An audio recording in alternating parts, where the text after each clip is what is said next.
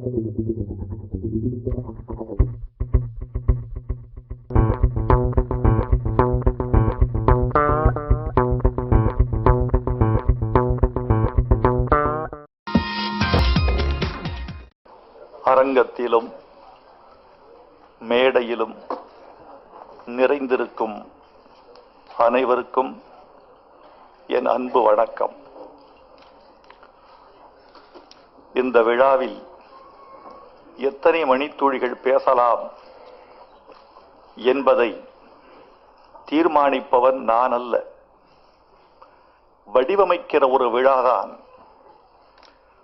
அரங்கத்தில் நிகழும் எதிர்பார்ப்புதான், தனக்கு முன்னால் பேசிய பேச்சாளர்களின் அதிர்வலைகள்தான் ஒரு பேச்சாளன் பேசுகிற நேரத்தை தீர்மானிக்கும் என்று நான் நம்புகிறவன். அப்படி பார்த்தால் நீண்ட இந்த விழாவில் நான் சில மணித்துளிகள் மட்டுமே பேசலாம் என்று இந்த அரங்கம் அசரீரியாக எனக்கு சொல்லுகிறது. அந்த சில நிமிடங்களையும் பயனுள்ள நிமிடங்களாக கழிக்க வேண்டும் என்று நான் விரும்புகிறேன், கழியும் என்றும் நம்புகிறேன். 2 பேருக்கு நன்றி. என்னையும் சீனிவாசையும் பூமாலையால் பாராட்டிய தயாரிப்பாளர் சுரேஷ் என் முதல் நன்றிக்குரியவர். என்னையும் இந்த விழா குழுவையும் பாமாலையால் பாராட்டிய சீமானுக்கு என் 2ஆம் நன்றி. ஒரு மேடை எதன்பால் வடிவமைக்கப்படுகிறது என்பதை புரிந்து கொண்டு பேசுகிறவன் நல்ல பேச்சாளர். இந்த மேடையில் எல்லோரையும் வாழ்த்துவது மட்டும்தான் தர்மம் என்பதை புரிந்து கொண்ட சீமான் தன் இதயத்தின் ஆழத்திலிருந்து பேசியிருக்கிறார். அவர் பேசிய போது தொனியில் இருந்து கவனித்தேன். தொனி சொல்லும் ஒரு மனிதன் தொண்டையிலிருந்து பேசுகிறானா, உதட்டிலிருந்து பேசுகிறானா, நாவிலிருந்து பேசுகிறானா என்று. சீமான் பேசிய போது அந்த தமிழின் தொனி எனக்கு சொல்லுகிறது, இந்த மனிதன் இதயத்திலிருந்து பேசுகிறார் என்று. அந்த அன்பு நெகிழ வைக்கிறது. எத்தனையோ விழாக்களுக்கு போகிறோம். இந்த பாட்டு வெளியீட்டு விழாவுக்கு பாட்டு எழுதிய வைரமுத்து என்று சொல்லுவதோடு அவர்கள் நிறுத்திக் கொள்கிறார்கள் என்பதில் நான் வருத்தப்படுவதில்லை. ஏனென்றால் அதற்கு மேல் பேச ஆரம்பித்தால் பாட்டு வரிகளை தப்பாக சொல்வார்கள் என்று எனக்கு தெரியும். அதனால் என் பெயரோடு நிறுத்திக் கொள்வது உசிதம், உத்தமம், தமிழுக்கு செய்கிற தொண்டு என்று நான் கருதி கொள்வேன். ஆனால் இங்கே சீமான் பேசிய பொழுது, எல்லா இலக்கியத்திலிருந்தும் எடுத்து காட்டிய பொழுது, நானே என் படைப்புகளை ஒரு மீள்பார்வை பார்க்கக்கூடிய நிலைமைக்கு தள்ளப்பட்டேன். நன்றி சீமான். சுரேஷ், இனிமேல் எல்லா பாட்டு வெளியீட்டு விழாவுக்கும் சீமான் வந்தே ஆக வேண்டும் என்று ஒரு கட்டாயத்தை நீங்கள் ஏற்படுத்திவிட வேண்டும். பூமாலை அணிவித்தீர்கள் எனக்கும் சீனிவாசுக்கும். பெரிய மாலை, தோள்கள் சுமப்பதற்கு எங்களுக்கு வலிமை இல்லை. அதை சுமந்து வருவதற்கு 2 பேர் வந்தார்கள். பேரறிஞர் அண்ணா ஒரு முறை மேடையிலே பேச போனார். அங்கிருந்து ராட்சச மாலையை சுமந்து வந்தார்கள். அண்ணா பார்த்ததும் நடுங்கி விட்டார். 2 அடி பின்னுக்கு போய்விட்டார். அவர் உயரம் குறைவு என்பதும் உங்களுக்கு தெரியும். 4 பேர் தூக்கி வந்த மாலையை தோளில் தொட்டு எடுத்துக்கொண்டு போய்விட்டார்கள். மாலையிட்டு முடித்த பிறகு அண்ணா மேடைக்கு வந்தார். மற்ற மேடைகளுக்கும் இந்த மேடைகளுக்கும் ஒரு வேறுபாடு பார்க்கிறேன். அந்த மேடைகளிலும் மாலை அணிவிப்பார்கள், இந்த மேடையிலும் நான் அணிந்து கொண்டேன். ஒரே வித்தியாசம், மற்ற மேடைகளில் மாலைகளை கொண்டு வருவார்கள், நான் அணிந்து கொள்வேன். இந்த மேடையில் மாலையை சுமந்து வந்தார்கள், நான் புகுந்து கொண்டேன். அண்ணாவுக்கு பிறகு சுமந்து புகுந்து கொள்கிற மாலை எங்களுக்கு அணிவித்தவர் சுரேஷ் தான். சுரேஷ், உங்களுக்கு நன்றி. இது மொழியின் மீதும் இசையின் மீதும் நீங்கள் கொண்டிருக்கிற காதல் என்று கருதி உங்களை பாராட்டுகிறேன். சாமி இந்த படத்தின் இயக்குனர். சாமி தமிழ் திரைப்பட நிகழ்காலத்தில் தவிர்க்க முடியாத ஒரு இயக்குனர். நன்மையோ தீமையோ பேசியாக வேண்டிய இயக்குனர். ஒரு நல்ல சிறுகதை எப்படி இருக்க வேண்டும் என்று கல்கி ஒரு முறை சொல்வார். ஒன்று, அந்த கதையை எல்லோரும் பாராட்ட வேண்டும், இல்லையில் எல்லோரும் திட்டி தீர்க்க வேண்டும். ரெண்டு மற்ற எழுத்தை எவனும் எழுதாதே. ஒரு படம் கொண்டாடப்பட வேண்டும், அல்லது இப்படி ஒரு படமா என்று சொல்லி உங்களை கொண்டாட வேண்டும் அல்லது திட்ட வேண்டும். சாமியின் படத்தை தவிர்க்க முடியாது. சாமிக்கு என்று ஒரு பிம்பம் இருந்ததல்லவா, அந்த பிம்பத்தை இந்த கங்காரு உடைக்கும் என்ற நம்பிக்கை எனக்கு இருக்கிறது. என்னை தேடி வந்தார் சாமி. எனக்கு முதல் படத்திலிருந்து கனவு நீங்கள். சாமி எனக்கு தெரியுமா? தெரியாது. என் வீட்டுக்கு வந்தார்.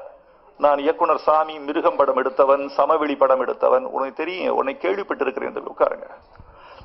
நான் என்னுடைய முதல் படத்திலிருந்து நீங்க எழுதுன்னு நினைச்சேன். அப்படியா?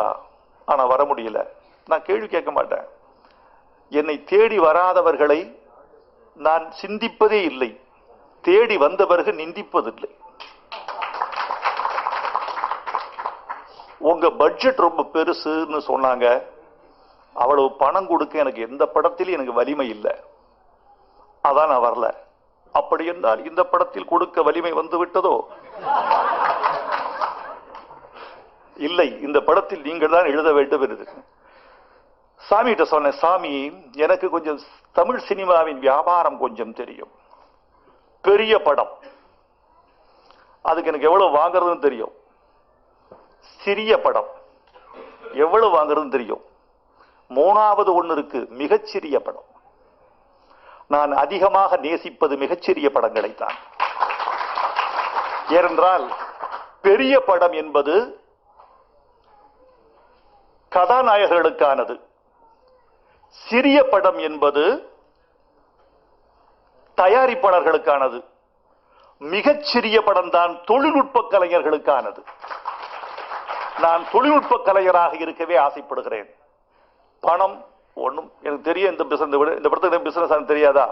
ஃபர்ஸ்ட் காப்பி என்ன ஆகுன்னு தெரியும். இதில் சில பேர் மறைப்பார்கள். சினிமாவில் மறைப்பதற்கு ஒன்றும் இல்லை. கர்ப்பமும் பட்ஜெட்டும் மறைக்க முடியாது. ரெண்டுமே தெரியும். சரி, எனக்கு இது போதும், அவ்வளவுதான்.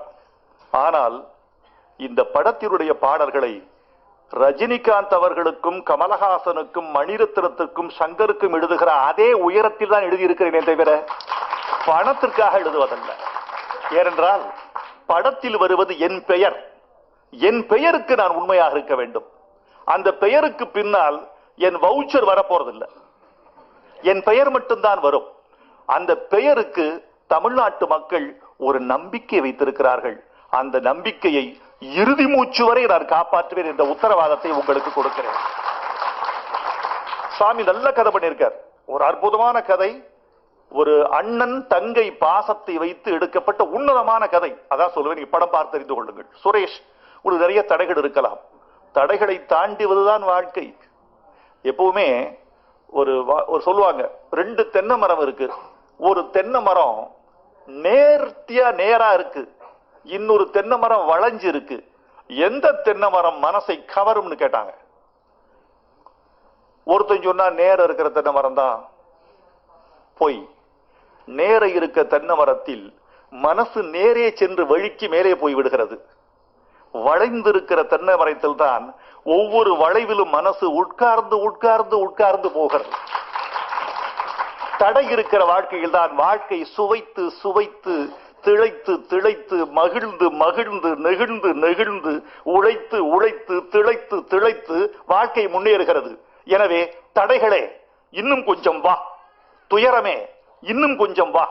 நான் இயற்கையை பார்த்து கேட்பேன், இயற்கையே எனக்கு இன்னும் கொஞ்சம் துன்பங்களையும் அதை வெற்றி கொள்ளும் திறமைகளையும் கொடு.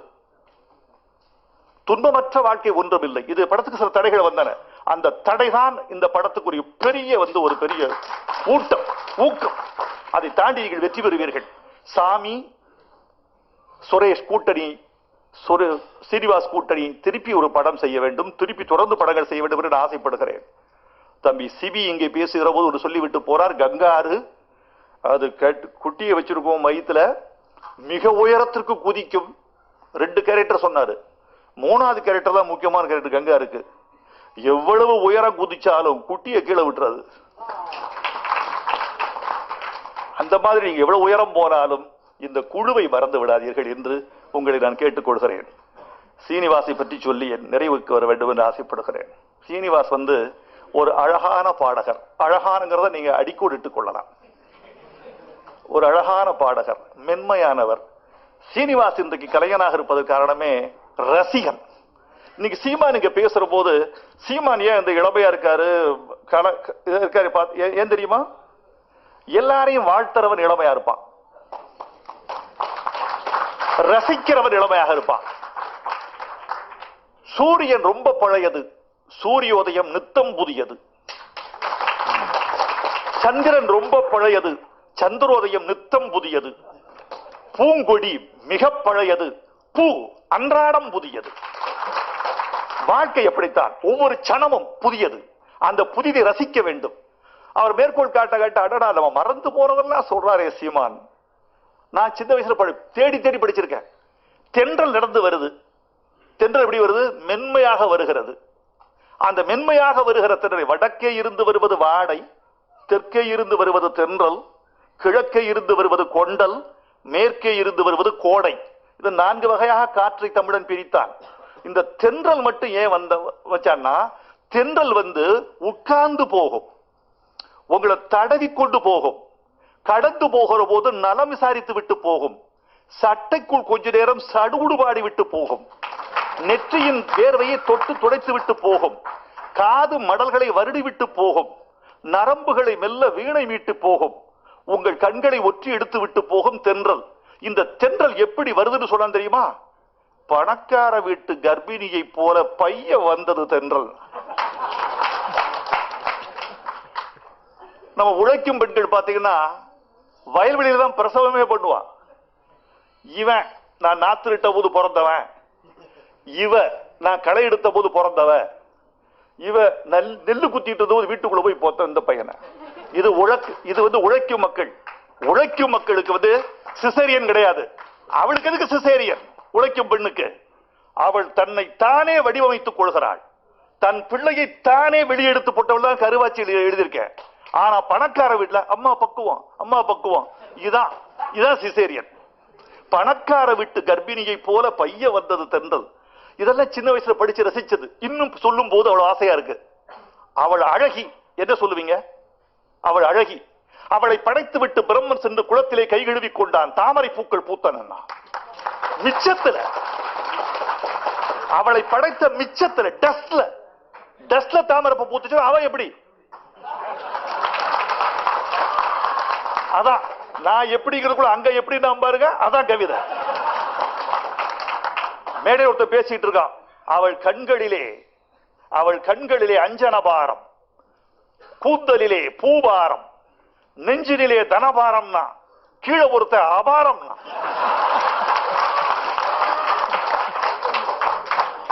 இவன் சொன்னா நான் நிறுத்திக்கிறேன்ப்பா, நீ தான்டா கவிஞன். சீனிவாச கிட்ட வந்துட்டா அவர் நல்ல ரசிகன். எப்படிப்பட்ட ரசிகன் தெரியுமா? எல்லாரையும் நேசிப்பான். கேவி மகாதேவன் பாட்டை சொல்லுங்க, துடிச்சிருவான் அந்த ஆடு. இளையராஜா பாட்டு சொல்லுங்க, துடிச்சிருவார் அந்த ஆடு. இந்த நேரத்தில் தோழர்களே, இந்த நல்ல சபை, அற்புதமான ஆட்கள், அற்புதமான பத்திரிகையாளர்கள், தோழர்கள், இந்த நேரத்தில் நான் ஒரு செய்தியை சொல்ல வேண்டும் என்று ஆசைப்படுகிறேன். இந்த இசை வெளியீட்டு விழாக்களுக்கெல்லாம் எங்களுக்கெல்லாம் மூலமாக இருந்தவன், தமிழ்நாட்டின் பொக்கிஷமாக இன்றும் இருப்பவன், கிராமத்து இசையை உலகத்தின் செவிகளுக்கு கொண்டு சேர்த்தவன், தமிழ்நாட்டு இசையை உலகமெல்லாம் வெள்ளை மாளிகை மறைக்கும் விநியோகித்தவன் உடல் நலமில்லாமல் படுத்திருக்கிறான். அந்த மகா கலைஞன் முழு நலம் பெற்று இன்னும் 30 ஆண்டுகளுக்கு இசையமைக்க இந்த சபையின் சார்பில் நான் என் வாழ்த்துக்களை தெரிவித்துக் கொள்கிறேன்.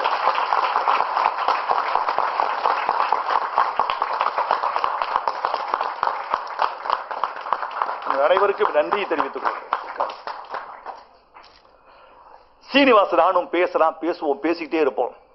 அப்படி இளையராஜாவை பத்தி, எம்எஸ்வியை பத்தி, ரகுமானை பற்றி, அப்படி அந்த ரசிகன் 4 இசையமைச்சாரு, 4 பாட்டுக்கு மெட்டு கொடுத்தாரு, ஒரு பாட்டு எழுதி கொடுங்கள்னாரு.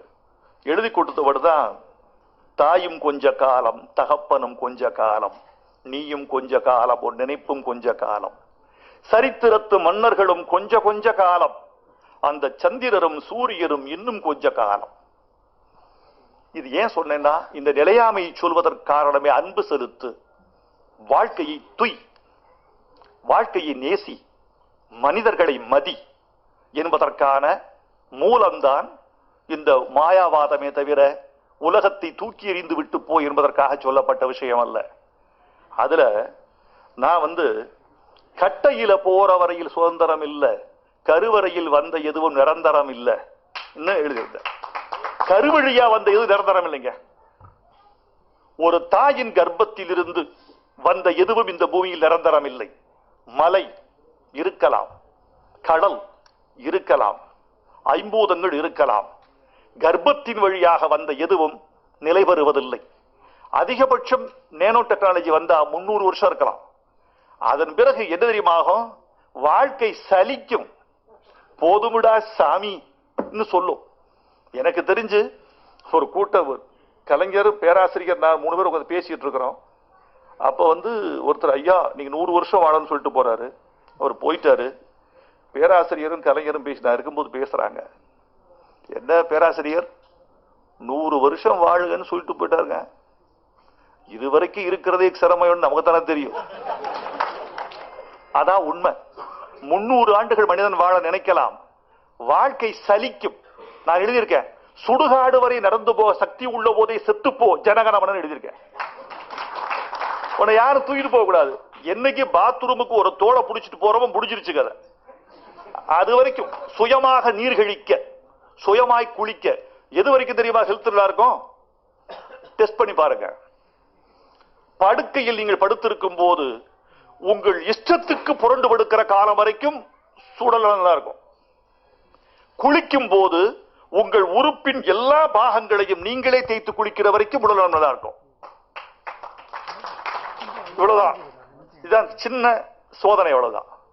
இதை எழுதியிருந்த. ஆனா சீனிவாச என்ன புத்திசாலி பாருங்க, இசையமைச்ச புத்திசாலி பாருங்க. நான் கடைசியில் எழுதியிருந்தேன்ல, கட்டையில போற வரையில் சுதந்திரம் இல்லை, கருவழியா வந்த எதுவும் நிரந்தரம் இல்லை. இது பல்லவிக்கு கடைசியா வச்சிருந்தேன். புத்திசாலி அந்த 2 வரி எடுத்து மேல தூக்கி போட்டாரு.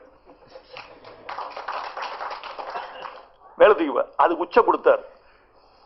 ஒரு செய்தி சொல்றேன், பேச ஆசையா இருக்கு, நல்லா இருக்கீங்க நீங்க சபை, போதும் கொஞ்சம் முடிச்சுக்கிறேன். அதுல ஒரு சொன்னாரு, இது எவ்வளவு புத்திசாலித்தனம் வேணும்னு சொன்னார். மெல்லிசை மன்னர் எம்.எஸ். நான் கேட்டேன், கேவி மகாதேவன் தான் உங்களை விட சிறந்த இசையப்பட நினைக்கிறேன், இப்படி சொல்லுவேன் அவர்கிட்ட. நீங்க என்ன நினைக்கிறீங்க? அதுல என்ன சந்தேகம்? அவர் சொல்வதனாலே உயர்ந்தவர் ஆயிட்டார். அதுல கேவி மகாதேவன் இசையமைச்சர் பிடிச்ச பாட்டு எது யாரு கேட்டேன். அதுவா, பல பாட்டு இருக்கு, எனக்கு அவர் கம்போஸ் பண்ண விதத்துல பிடிச்ச விஷயம் ஒண்ணு இருக்கு, சொல்லட்டுமா? சொல்லுங்க. அதுதான் கேட்கிறேன். கடவுள் மனிதனாக பிறக்க வேண்டும், அவன் காதலித்து வேதனையில் வாட வேண்டும்னு பாட்டு. இது என்ன பெரிய விஷயமா? அது இல்லைங்க, கவிஞர் எழுதி கொடுத்துட்டாரு. கடவுள் மனிதனாக பிறக்க வேண்டும், அவன் காதலித்து வேதனையில் வாடவன் எழுதுறாரு. உடனே இவர் என்ன, கடவுள் மனிதனாக பிளேனை இசையமைக்கல, கடவுளுங்கிற வார்த்தை தனியா வச்சுக்கிட்டு எடுத்துக்கிட்டாரு. கடவுளை தனியா எடுத்துக்கிட்டாரு. கடவுள் மனிதனாக பிறக்க வேண்டும். ஏன்? கடவுள் உச்சியில இருக்காரா, மனிதனாக பிறக்கணுமா?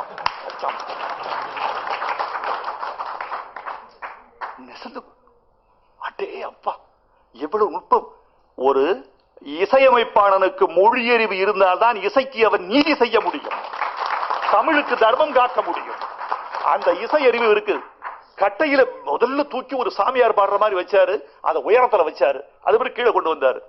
இந்த பாட்டு நீங்கள் பாடலை கேட்பதற்கு நீங்கள் பரபரப்பான வாழ்க்கையில் இருக்கிறோம் அல்ல வராம, நீங்க தயவு செய்து இலக்கியமோ சீமான் மாதிரி ரசிக்கணும். இலக்கியமோ பாடலோ கலையோ ஓவியமோ நுண்கலையோ எதுவோ நீங்கள் அந்த வேறு வரைக்கும் போய் ரசிச்சாதான் வாழ்க்கை முழுமையாகிறது.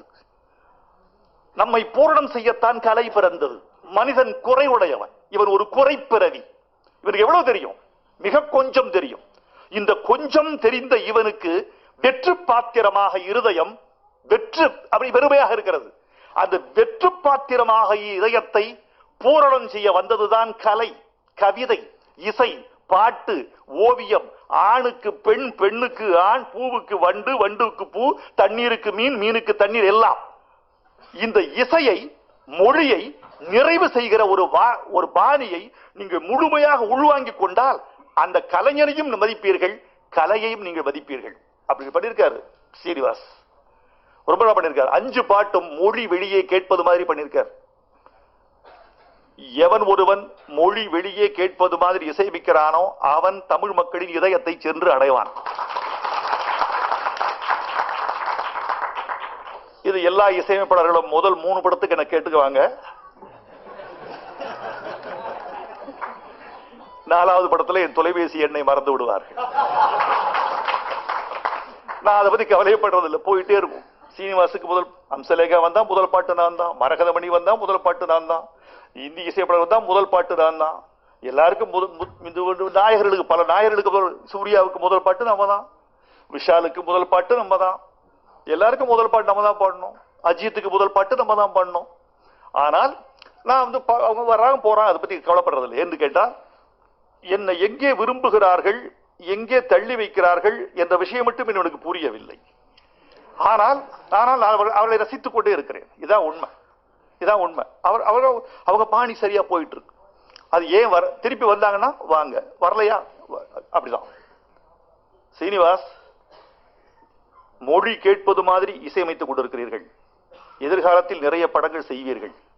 நான் இணையலாம், இணையாமலும் போகலாம். ஆனால் யார் எழுதினாலும் மொழி கேட்கிற மாதிரி இசையமையுங்கள். தமிழ்நாடு உங்களை கைவிட. ரொம்ப மகிழ்ச்சி. நான் இந்த விழாக்களுக்கு வருவதெல்லாம் ரொம்ப சிரமம் தெரியுமா? ஒரு விழாவுக்கு வர்றதுங்கிறது மத்தியானம் 2 மணிக்கு மூளையில ஒரு அடிக்கு ஒரு மணி, அப்ப இருந்து வேற வேலை ஓடாது. அதுக்கு பயணப்படுதல், அதுக்கு தயாரித்தல், நண்பர்களை விலக்குதல், எல்லாரையும் ஒதுக்கு செய்தல், அவருக்கு வண்டியில் உட்காருதல், அவரது வாகனங்களை விலக்குதல், வருதல் செல்தல், அவர் இங்க 30 நிமிஷம் காத்திருத்தல், பலருடைய பேச்சையும் செவிமடுத்தல், இப்படி நேரம். இதற்கு பிறகும் வருகிறேன் என்றால் இந்த மேடைகளை நான் நேசிக்கிறேன். காரணம், இவர்களை எல்லாம் சந்திப்பதற்கு எனக்கு இதை விட்டால் வேறு இடம் இல்லை. இங்கதான் நான் பார்க்கிறேன். சீமானை பார்த்து ரொம்ப நாள் ஆச்சு.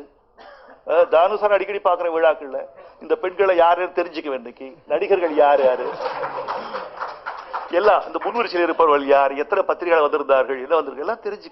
ஓ, இவரெல்லாம் இதான் நிகழ்கால உலகம். The contempt, you should know the contemporary world. இது மேல் நாட்டு ஒரு பழமொழி. You should know the contemporary world. நிகழ்கால உலகத்தை தெரிந்திரு, தெளிந்திரு. சொன்னாங்க இல்லையா, வைரமுத்து நோய் பாட்டு எழுதிட்டு இருக்காரு இளமையா அப்படின்னு. அதுக்கு வேற ஒண்ணும் இல்ல, வாழ்க்கையை நேசிக்கிறவன் இளமையாக இருப்பான். வாழ்க்கையை விட்டு வெளியேறுகிறவர் இளமையா இருக்க முடியாது. ஒவ்வொரு சனமும் தெரிகிறது நமக்கு. சூப்பர் சிங்கர்ல வர சிங்கர்ஸ் வரைக்கும் பார்த்து வச்சுக்கணும். இன்னைக்கு மலாலா தெரிஞ்சு வச்சுக்கணும் இல்ல, மலாலாவில் இருந்து ஒபாமாவின் மகள் வரைக்கும் அவங்க யாரு, என்ன, எங்க போறாங்க, வர்றாங்க, இதெல்லாம் தெரிஞ்சு வச்சுக்க வேண்டியிருக்கு வாழ்க்கையில. சின்னது பெரியது, புரட்சி, வறட்சி, பட்ஜெட் எல்லாமே எக்கனாமிக் டைம்ஸ் வரைக்கும் படிக்க வேண்டியிருக்குது. தினத்தந்தியிலிருந்து எக்கனாமிக் டைம்ஸ் வரைக்கும் படிச்சாதான் வாழ்க்கை என்னங்கிறது விலகிறது. ஆம் ஆத்மியில எப்ப பிரச்சனை வருது தெரிஞ்சுக்க வேண்டியிருக்குது. அதெல்லாம் தெரியணும். அவர் என்ன செய்ய போறார்? 24 மணி நேரத்தில் குடிநீர் கொடுப்பேன்னு சொல்லியிருக்காரு. அது சாத்தியம்.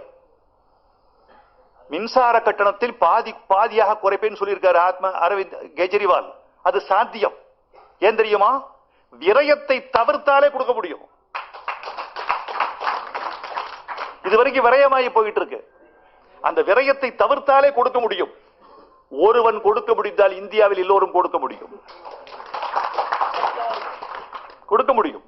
இதெல்லாம் தெரிந்து கொள்ளாமல் பாட்டு எழுதி விவாதம் பண்ணி புண்ணியம் இல்லை.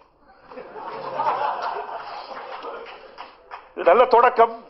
கங்காரு படம் நிச்சயம் வெற்றி பெறும். இந்த படம் எனக்கு ஒன்று தோணும் சார், அது ஒரு ஆங்கிலத்தை இன்ட்யூஷன் சொல்லுவாங்க இல்லையா, அது ஒரு தோணும். பாண்டிய நாடு ஓடுன்னு சொன்ன மேடையில் வியாழக்கிழமைக்கு பிறகு வெள்ளிக்கிழமை என்பது எப்படி நிச்சயமோ அப்படி இந்த படம் வெற்றி பெறுவது நிச்சயம் மேடையில் பேசுறேன். அந்த படம் வெற்றி பெற்று தோணும். இந்த படம் மரியாதையான வெற்றி பெறும் என்று நான் கருதுகிறேன். நன்றி அனைவருக்கும். இன்னொரு விழாவில் நிறைய சந்திப்போம், பேசுவோம். வணக்கம்.